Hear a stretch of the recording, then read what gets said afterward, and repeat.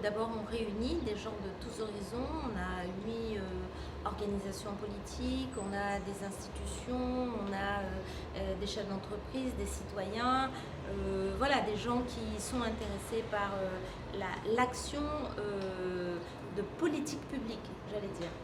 Lors de la première réunion, on avait noté 14 propositions. On l'a vu tout à l'heure, les 14 propositions ont été envoyées au gouvernement. Certaines ont été reprises par la sénatrice Audrey Bélim, par le député Philippe Naillet et d'autres, et ont été discutées lors des débats parlementaires. Par exemple, l'encadrement des loyers, qui était une des propositions de la première conférence pays. Là, sur la deuxième conférence pays, c'est le même principe.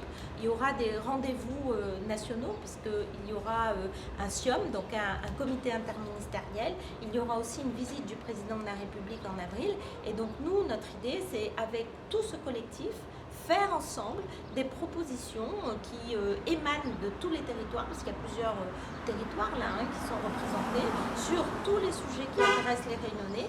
Ainsi, à la fin, nous allons pouvoir, comme à la première réunion, remettre des propositions issues de cette concertation. Tout ce qui est innovant est évidemment un peu curieux. Et donc nous, on est dans l'innovation, on est convaincus de cette démarche collective, c'est ce qu'on fait aussi dans nos mairies. Et donc voilà, et aujourd'hui on a beaucoup de monde, on a aussi des nouveaux qui arrivent, donc ça veut dire quand même que on s'en parle. En tout cas, la conférence pays ne laisse pas impassible. Les gens sont intéressés et les gens d'ailleurs sont venus. Quand les citoyens ils viennent, ils disent pas ben voilà, ça va être pour les présidentielles, ça va être pour les législatives, ça va être pour les sénatoriales. Non, eux ils viennent avec le sujet, je ne sais pas, de pouvoir d'achat, ils viennent avec ce sujet du pouvoir d'achat.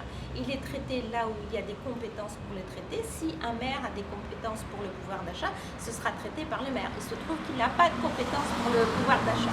Mais si on traite le sujet du développement local, du développement humain, de l'éducation par exemple, il y a des projets municipaux, nous on en a un, l'école du bonheur.